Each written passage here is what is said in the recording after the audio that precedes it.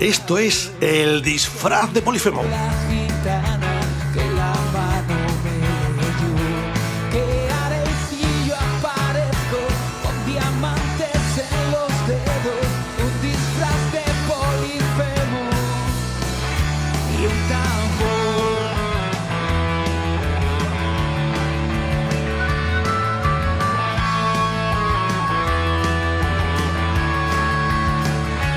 Sé que la vida es sueño, ya lo dijo Calderón. Hoy, en El disfraz de Polifemo, vamos a hablar de pijos. Y creo que siendo uno murciano se precisa una aclaración previa. No nos vamos a referir al pijo murciano de toda la vida, aunque reconozco que me llamó mucho la atención ver la palabra pijos en el subtítulo del libro del que vamos a hablar hoy, Quiero y no puedo, de Raquel Peláez. El pijo murciano en realidad se refiere al aparato genital masculino, eso no tiene ningún misterio. Lo único es que en esta tierra del sureste de España se hace un uso intensivo de esa palabra bastante a menudo, eso es cierto. No, hoy hablaremos de otros pijos, de esos que solo usan ropa de marca y, cuidado, no de cualquier marca. De esos que hablan como si tuvieran un huevo duro dentro de la boca, o sea, los que dudan si veranear en Comillas o en Marbella. Y de esos que se sienten orgullosos de pertenecer a la clase ociosa, esa que no pega un palo al agua y cuya única aspiración es pulirse de la forma más placentera posible la suculenta herencia familiar. A todos ellos nos referimos, y a unos cuantos más. Pues no está tan claro dónde empieza y dónde termina lo que sería un pijo. Y, como dice Raquel Peláez en su libro, cuidado, porque cualquiera podemos ser el pijo de otro. Raquel Peláez nació en Ponferrada, provincia de León, el mismo año en el que se promulgó la Constitución, es decir, en 1978. Es periodista y ha trabajado en diferentes medios de comunicación, entre ellos la revista Vanity Fair, donde fue redactora jefa web. Actualmente es subdirectora de la revista Es Moda del País y tras 3 años de investigación en archivos y cientos de entrevistas con toda clase de personalidades, acaba de publicar hace muy poquito el ensayo Quiero y no puedo, una historia de los pijos de España, donde nos presenta un fascinante recorrido en profundidad por la historia reciente de nuestro país. Raquel captura en esta obra uno de los grandes temas del momento, que enriquece el debate sobre la cultura de la aspiración, la desigualdad de clase y el imaginario que rige nuestro sistema de valores. Raquel, ¿qué tal? ¿Cómo estás? Hola, muy bien, encantada de estar aquí contigo. No sé si he descrito bastante bien un poco tanto a ti como al libro. Sí, lo has descrito muy bien. Además, creo que se parece mucho a la descripción que hace la editorial, que le hemos dado vueltas. Porque lo de la Constitución, a ver, ¿qué hacemos? ¿Lo dejamos o no? Porque yo siempre lo digo, pero bueno, como se le ha dado tanto nuevo significado al asunto Constitución del 78, pues estábamos ahí. No vayan a pensar que soy de esas de ¡viva la Constitución! Bueno, se parece muchísimo porque lo he sacado de ahí, en realidad. Lo he tratado de ahí. Digo, qué mejor que eso, que estará muy bien trabajado, muy bien preparado, y incluso es posible que tú hayas participado, que inventármelo yo. Si yo no voy a inventar nada nuevo ahora, ¿no? Pues creo que la primera pregunta es obligada. Venga. ¿Qué es un pijo? Vale, pues a ver, no se puede contestar esa pregunta. Y por eso nace el libro, precisamente, porque un pijo es una especie de arquetipo, ¿no? Que va evolucionando y cambiando muchísimo en función del momento histórico en el que nos encontramos, la mirada del que dice la palabra pijo, del que llama pijo al otro, las aspiraciones del propio pijo, el imaginario aspiracional que impera en ese momento. Entonces, podemos dar una aproximación a lo que ha sido un pijo en cada momento de la historia de España, y por eso es una historia de los pijos de España. Que en realidad es un poco al revés, es una historia de España a través de las clases altas y la gente que intenta imitarlas. Has puesto sobre la mesa dos de las cuestiones que te quería plantear. Una es la cuestión aspiracional y otra es el repaso a la historia de España reciente que le das, porque al fin y al cabo el libro, si se mira con los ojos adecuados, no deja de ser una historia de España reciente. Sí, eso, a ver, me ha acabado llevando por ahí la propia investigación, entre comillas dicho, vamos, pero el trabajo que he hecho me ha acabado llevando ahí, porque me parecía la única forma justa de hacerlo, en el sentido de no caer en lugares comunes, no estar señalando a los demás, no narrar clichés que cualquiera podría. Y entonces me pareció que esta era la fórmula más justa y la que más interesante iba a ser para mí y para el que quisiera leer. ¿Qué pasa? Que también me da miedo, porque yo no soy historiadora y, bueno, ya me están empezando a llegar como correcciones de cosas que algunas las sabía y las he, pues son errores de la prisa de hacer las cosas, y otras, bueno, pues interpretaciones que yo Bueno, hago.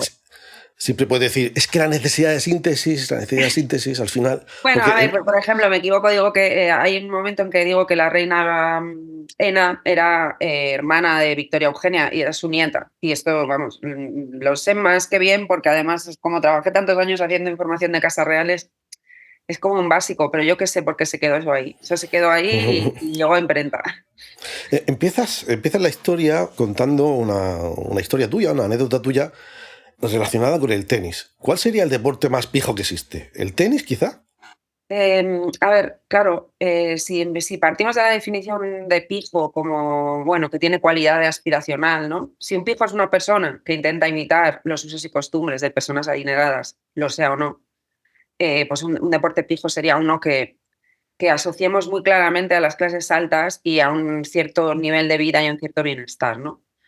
Yo no creo que es muy osado decir cuál es el deporte más pijo.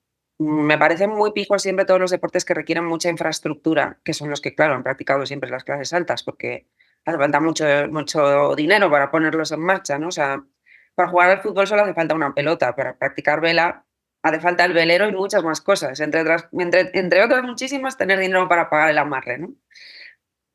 Entonces, yo sí diría, por ejemplo, que la vela es un deporte muy pijo, ¿no? Y luego muy pijo en el sentido aspiracional, pues es el golf también, ¿no? Que es un deporte que necesita esquilmar muchos recursos para que lo practiquen 5 personas en un espacio gigantesco, ¿no? El tenis lo que pasa es que en España ocupa un espacio muy particular en el imaginario popular, ¿no? O sea, siempre ha sido asociado con las clases altas y también con el orgullo español, ¿no? Si lo piensas, es como a través de las victorias de nuestros tenistas hemos proyectado ahí mucho orgullo patriótico y eso, claro, le da un doble significado fijo. Hola, soy Juan Carlos García, creador de la serie de ficción sonora Lúpulo Cas9, una serie interpretada por Jessica Cerón y Nacho Novo. ¿Te imaginas lo que pasaría si alguien inventara una cerveza que adelgaza? No una cerveza 00 light, no, que adelgaza y con alcohol, con todo. Sería la caña, ¿verdad? Pues yo sí lo he imaginado y lo he convertido en una serie de ficción sonora. Escúchala, que te va a gustar, en lupulocas9.es o en tus plataformas de streaming preferidas. Otra de las cuestiones que se dirimen al principio es de dónde proviene la palabra propiamente dicha, cuál fue el primer uso que se le dio. Y entonces aparecen, por un lado, que si Marcé, que si los hombres G, que si una segunda versión con Carolina Durante. ¿Cuál sería la protofijación de la palabra, por así decir? Valga el palabra que me he inventado yo. A ver, es cierto que, bueno, en Murcia lo usáis mucho con una connotación muy diferente, ¿no? Por eso me llamó tanto la atención y cuando vi lo del pijo digo, no van por ahí. En muchos países de Latinoamérica todavía se usa así y pija también, ¿no? Como pene. La primera vez que se usó con la connotación de una persona que intenta aparentar ser de una clase social elevada y que aparece reflejada en la cultura popular, claro, yo no lo puedo decir con total exactitud, no tengo acceso a una base de datos que pueda recorrer todos los textos de forma sistemática. Yo sí he estado mirando a ver qué veía y me he encontrado, pues eso, que en Últimas tardes con Teresa aparece la figura del pijo aparte, que es este chico que se quiere infiltrar en una familia de clase alta en un barrio fino de Barcelona, y no se llama pijo, se llama pijo aparte, lo cual nos da a entender que ya se usaba la palabra pijo, ¿no? Porque si no, no existiría el pijo aparte. En el propio texto aparece una vez la palabra pijos, pero no aparece más. Y esto estamos hablando, si no recuerdo mal, creo que salió en el 67, Últimas tardes con Teresa. Después ya en la palabra he visto que aparece en algunos diccionarios de Cheli, de lenguaje Cheli, que se usaban pues, en algunas zonas de Madrid para hablar así como de chicos tontitos. No especificaba nada de la clase social.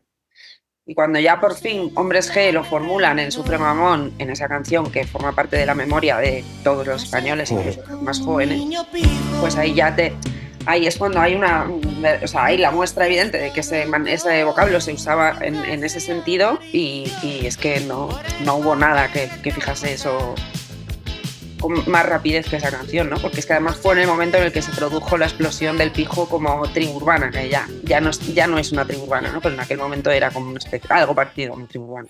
Claro, porque a mí me llamaba la atención que por aquel entonces, o desde que yo tengo noción de ser, siempre en las tribus urbanas, una de ellas, o un grupo, si no queremos llamarlo tribu urbana, eran los pijos. O sea, para nosotros de siempre había existido, por eso me llamó la atención que no estuviera fijado por escrito de forma clara en algún lado hasta que esa canción de los Hombres G la puso sobre la mesa y eso me llamó mucho la atención, ¿no? Luego apareció en algún diccionario, comentas, y hay una cosa que me ha llamado la atención, que es que en las progresivas, sucesivas variaciones de la definición desaparece una cuestión que a mí me pareció fundamental, que es el sinónimo de gilipollas, así hablando claramente. Que en una primera definición, corríjame si me equivoco, en una primera definición sí había una connotación clara de sinónimo de gilipollas y en una segunda ya no. Es decir, entiendo que empezó a haber como una autopercepción orgullosa de ello, que eso ya es el colmo, en mi opinión. Sí, a ver, ahora no recuerdo bien si en el de la RAE, que aparece, en la RAE fue en el último en el que apareció en el año 2000. Hay una definición de María Molinet que lo asocia también a la juventud. Creo que la que lo tilda de forma específicamente despectiva es la del Larousse, que dice que es afectado, ¿no? Pero no, en cualquier caso sí que es cierto que empezó, o sea, esa figura apareció como un personaje al que era digno de burla, ¿no? Primero por lo ridículo que era intentar hacerse pasar por lo que uno no es y además hacerlo de una manera afectada. Y luego que era juvenil porque eso estaba asociado de alguna forma a una manifestación tribal urbana, ¿no? O sea, la diferencia entre los pijos quizá y las tribus urbanas es que las tribus urbanas siempre han estado asociadas a la subcultura, mientras que lo pijo es absolutamente mainstream, ¿no? Entonces, por eso tampoco nunca han sido del todo una tribu. Dicho esto, contestando a tu pregunta, efectivamente, no es tanto en las definiciones, porque las definiciones no recogen de verdad nunca la esencia de lo que está pasando en la calle, ¿no? Y menos la RAE, que va siempre con muchísimo retraso. Sí. Pero es cierto que sí se palpa que el término ha pasado de ser una cosa no deseada o no deseable para muchísima gente, especialmente para la juventud, a ser algo que sí que desea la juventud. O sea, sí que hay el fenómeno ahora mismo de hordas de jóvenes queriendo ser parte de esa estética, de esa rama de lo pijo que es el cayetanismo, ¿no? Ahí quería llegar. Digo, no tenemos que entonces que cambiar el término y hablar de cayetanos, porque entiendo que el salto, el cambio, la evolución nos lleva a que el cayetano, si entendí un poquito bien el sentido profundo de lo que vienes a decir, es que el cayetano es orgulloso de serlo y no le importa lucirse y quiere incluso lucirse, y el pijo como que la expresión le llegó un poquito sobrevenida y le impresionaba al cayetano. No, el cayetano, ¿qué pasa? Sí. Y bueno, el Cayetano, de hecho, o sea, no se lo pusieron ellos a sí mismos, pues lo cuento, ¿no? Que lo acuñó Carolina Durante, pero bueno, acaba de salir el anuncio de una de las marcas que ellos quieren que se la pongan los Cayetanos, por eso han hecho ese anuncio, pero esta marca que se llama Españolo, que probablemente en el año 90 hubiese sido ilegal, ahora mismo ha hecho un anuncio donde se arroga con orgullo, ¿no? De la etiqueta. Y eso es bastante novedoso, ¿no? Pero forma parte un poco todo de la corriente esta que ahora Mauro Entrealgo, el dibujante, ha hecho un ensayo sobre este tipo de conducta que él la llama malismo, ¿no? Que es esto de hacer una reivindicación orgullosa de cosas que hace 20 años directamente hubiesen sido anticonstitucionales. Entonces es curioso, sí, porque se interpreta esa reivindicación como algo osado, ¿no? Y esa osadía pues tiene su punto punk, ¿no? Me miedo la camiseta. Y bueno,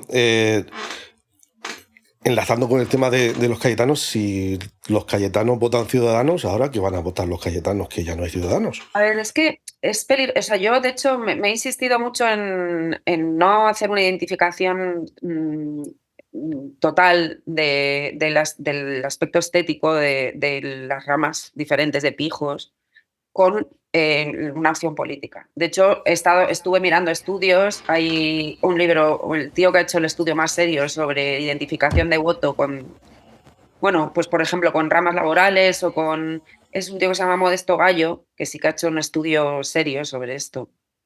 Y él no ha sido capaz de identificar, por ejemplo, pues eso, un gremio con una intención de voto dada, ¿no? Entonces, yo no voy a decir que todos los cayetanos votan a Vox. Obviamente, ese voto, muchos votos de la gente que votaba a Ciudadanos, que es lo que decía la canción de Carolina Durante, Claro, ¿no? por ahí venía la coña, ¿no? Se ha ido para ahí, pero es que yo creo que la estética cayetana está permeando en un montón de... Es bastante interclase, aunque parezca lo contrario, ¿no? Que de eso va todo el fenómeno del pijismo, ¿no? O sea, de performar la clase a través del estilo de vida o del aspecto, no tanto de tus verdaderas intenciones Mm. internas, digamos, o de tu Entonces, verdadera posición social. claro, y volvemos a la cuestión aspiracional, que al final en todo lo que gira en torno al libro es que es pijos, si lo entendí bien, auténticos, autóctonos, hay muy poquitos y todo lo demás es una cuestión aspiracional a varios niveles incluso, ¿no? Sí, es No, que a ver, claro, yo creo que la diferencia es entre rico y pijo, ¿no? O sea, no es lo mismo ser rico que pijo. Y uno puede ser rico y pijo o ser solo pijo o ser solo rico, ¿no? Pero bueno, que tampoco son, o sea, quiero decir, yo he tenido que crear un marco artificial también para poder estudiarlo, ¿no? Entonces me invento ahí unos límites para también poder partir de ahí y ofrecerle al lector un marco, que si no es imposible, ¿sabes? Pero no es matemática, no, no lo es, claro. ¿Qué sitio es más pijo, Comillas o Marbella? A ver, comillas, tiene esa tradición, ¿no? que está relacionada con la costumbre que inauguraron los Borbones de ir a veranear, a tomar los baños.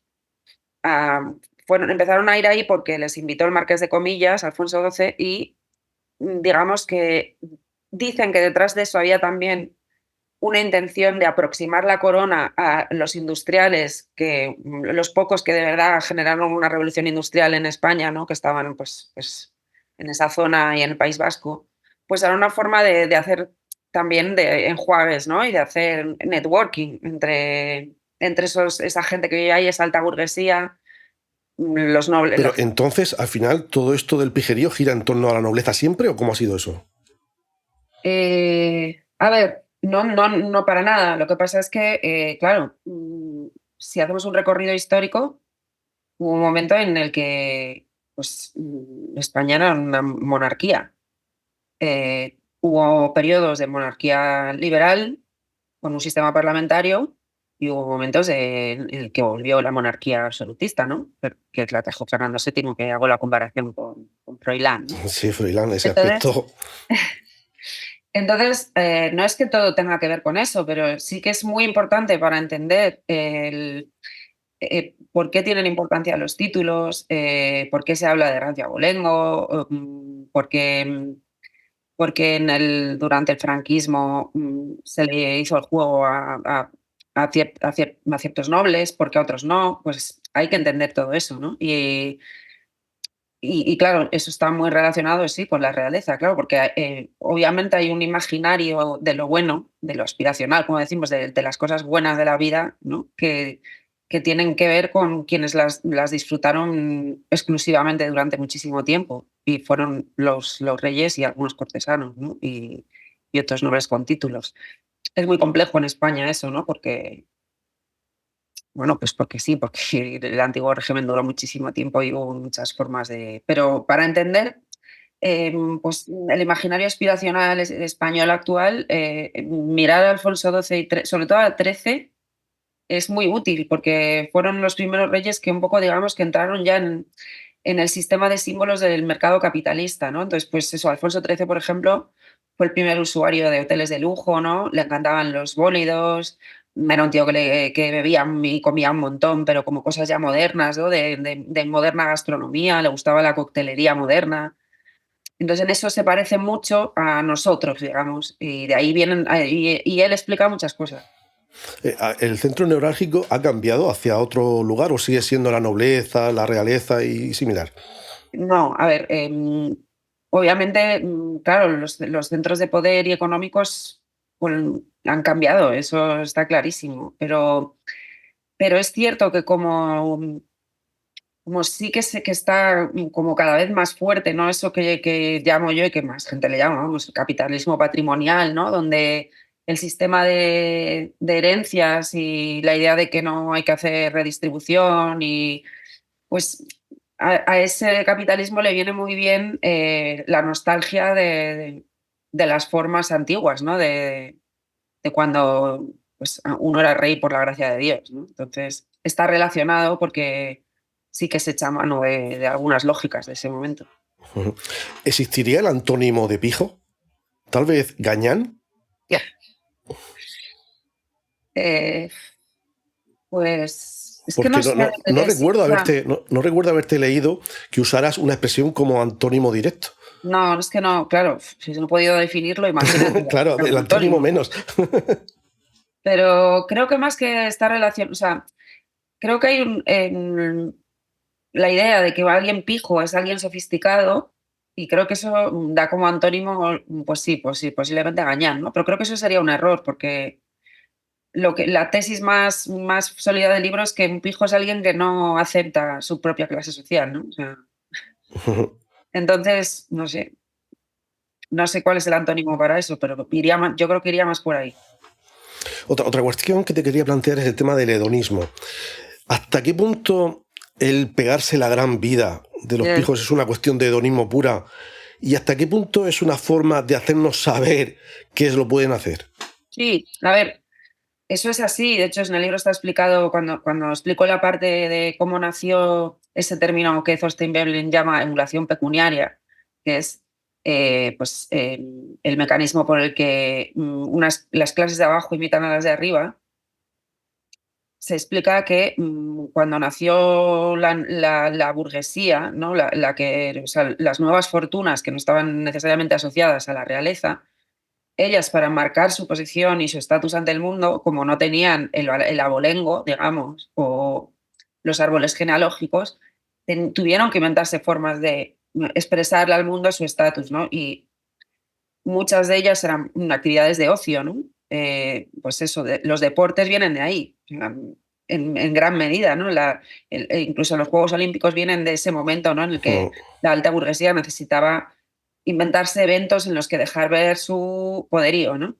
Y ahí está también, claro, el hedonismo y el consumir cosas que son un privilegio, que eran un privilegio de ellos, ¿no?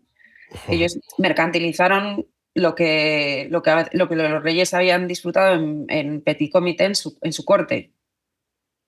Y eso está efectivamente muy relacionado con eso, con mostrar poderío para evidenciar que pertenecían a una élite. ¿Qué sería peor para un pijo? ¿El verse despojado de sus privilegios, de su dinero, de su estatus de vida?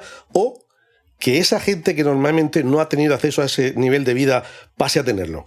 Claro, estamos viendo que un poco es peor lo segundo, ¿no? Es lo que quiero decir que eso a ver, hay muchos motivos por los que la vida se está premiumizando, ¿no? O sea, como que todo ha pasado a tener categorías para la clase media y categorías premium, precisamente es para eso, ¿no? Para que los que están arriba puedan sentir que siguen teniendo territorios exclusivos, ¿no? Eso viene también, yo creo, de que esto ya es más complicado, yo creo que por el alza de los precios que viene de la inflación, que viene de las guerras, que viene del momento que vivimos tras la pandemia, hay que buscar argumentos para subir los precios de las cosas y de ahí que todo tenga categorías premium, etcétera, ¿no? Pero es verdad que en la medida en que las clases medias cada vez han ido teniendo más acceso a lo que antes solo era un privilegio de unos pocos, pues eso se ha ido como criticando. De hecho, yo creo que muchas de las críticas que hay al turismo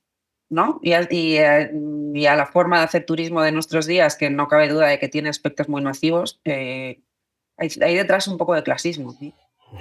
Me recuerda a una escena de la película de Tarantino, Django desencadenado, ¿Eh? cuando el esclavo ve al otro en caballo y dice, pero bueno, a ver, ¿pero qué pasa? ¿Tú quieres un caballo? Y dice, no, no, no, yo no quiero un caballo, quiero que él no tenga un caballo.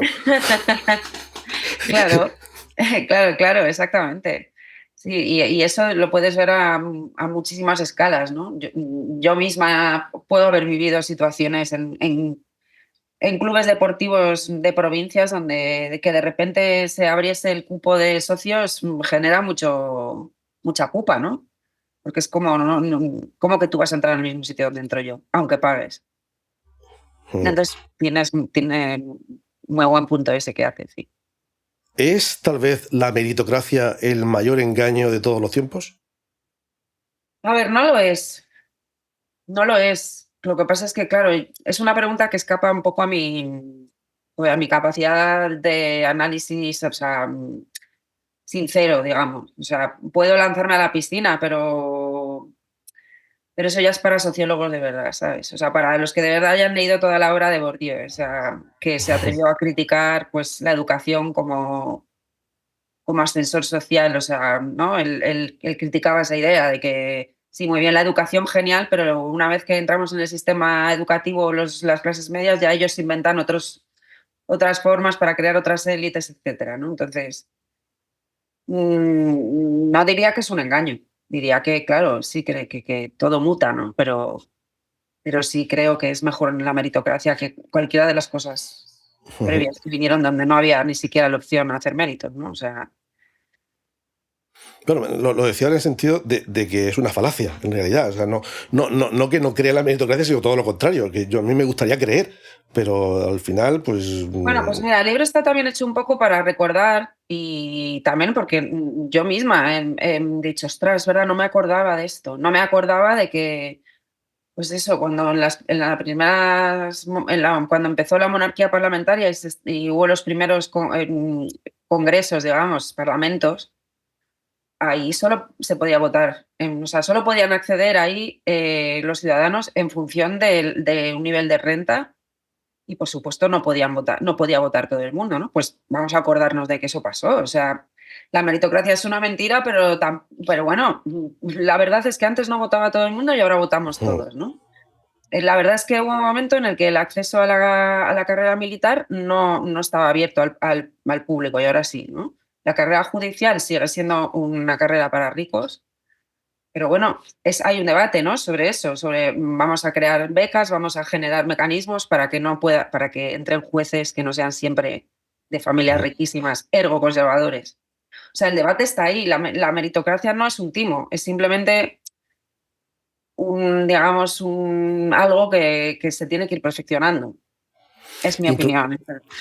Introduces también un concepto que no sé si es un neologismo o ya existía, que es el pijiloco. Y incluso te atreves a hacer dos categorías, el apocalíptico y el integrado. ¿En qué Sí. consiste un pijiloco? A ver, el término es de Cristian Segura, se lo leí en un libro muy guay sobre la alta burguesía barcelonesa, escrito como más y con mucha sorna, desde el punto de vista de un hijo de esa alta burguesía. Y él habla de eso, pues de los pijilocos son los hijos de grandes fortunas que usan el dinero, no trabajan esencialmente y usan el dinero de sus padres para vivir la gran vida, ¿no? El integrado es el que lo hace sin rechazar los valores de sus padres. O sea, pues a lo mejor, por ejemplo, el integrado podría ser,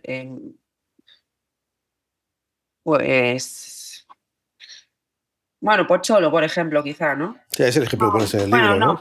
Pocholo es apocalíptico. Lo que pasa es que nadie le rechazó, nadie le reprochó el apocalipsis. En general, la mayoría son apocalípticos, esta es la verdad, que son los que rechazan los valores donde han sido criados, ¿no? Los integrados son los que usan el dinero para vivir como Dios, pero todo dentro de una apariencia de orden, ¿no?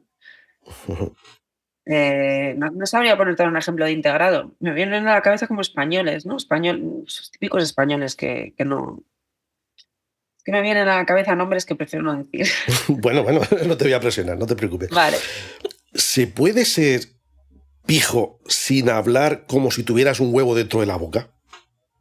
A ver, sí, de hecho, esa forma de hablar, eso es como de los pijos de los 80, ¿no? Que yo explico, en mi teoría es que esa forma de hablar viene de cuando, bueno, saber idiomas era un privilegio, ¿no? En España aún no habíamos estudiado inglés gracias a la EGB en los colegios, y entonces la gente que sabía hablar idiomas era como pues siempre de clase alta o de buena familia. Y además muchas veces las muy buenas familias mandaban a sus hijos a internados desde muy jóvenes y se alfabetizaban antes en otro idioma que en el propio.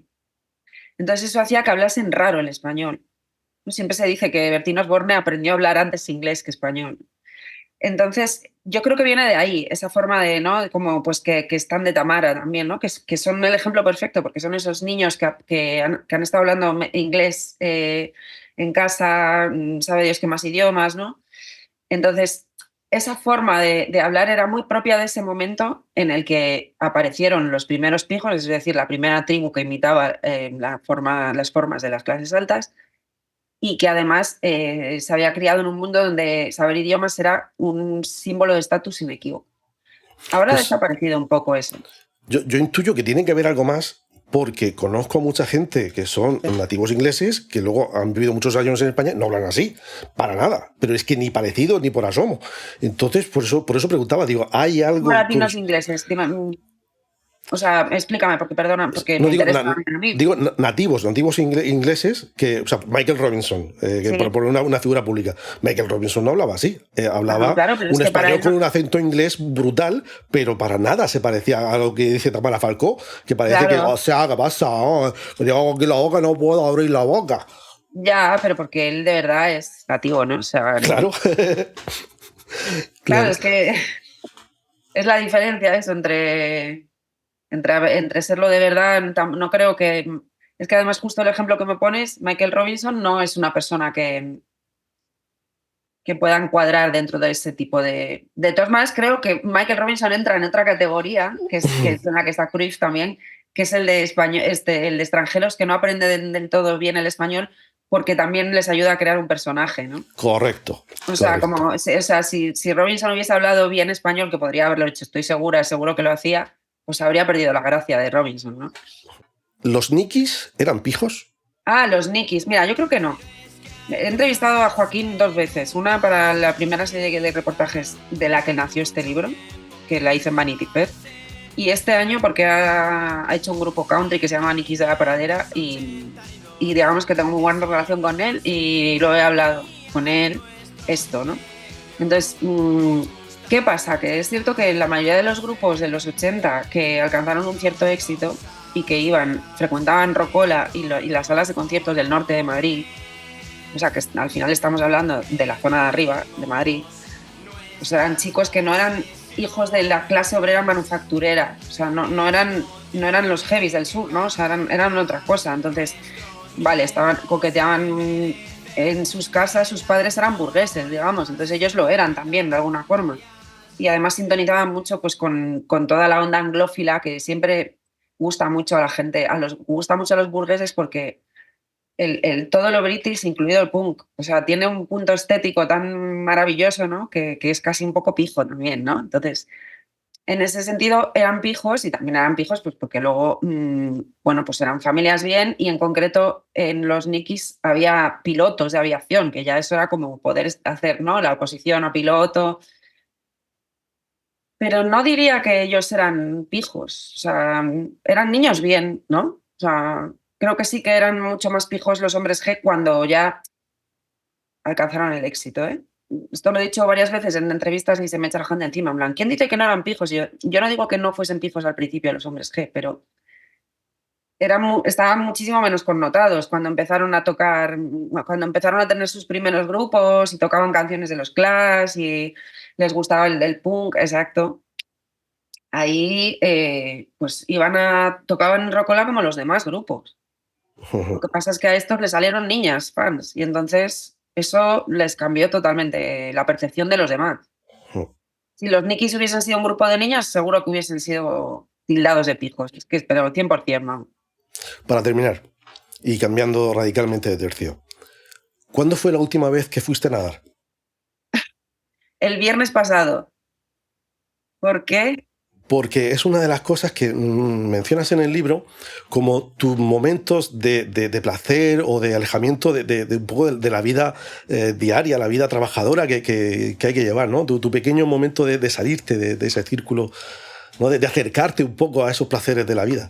Sí, Y bueno, pues, pensé que me lo decías, pensé que me lo ibas a decir por lo de saber nadar es también un signo de estatus, ¿no? es una metáfora muy rebuscada, ¿no? Mira, te voy a contar. En Francia hubo un proyecto, en la Francia donde se inventó la socialdemocracia, llegó mucho antes que aquí, ¿no? Hubo un proyecto que se llamó las 100.000 piscinas, porque era como un objetivo del gobierno progresista que hasta el último niño no pudiera ahogarse en el mar si iba al mar, ¿no? Que supiese nadar. Y vamos, fue durante mucho tiempo el orgullo de... Lo mismo que en Gran Bretaña, el orgullo que tuvieron mucho tiempo los laboristas fue las casas de protección oficial. Vale. Para los Pensé franceses.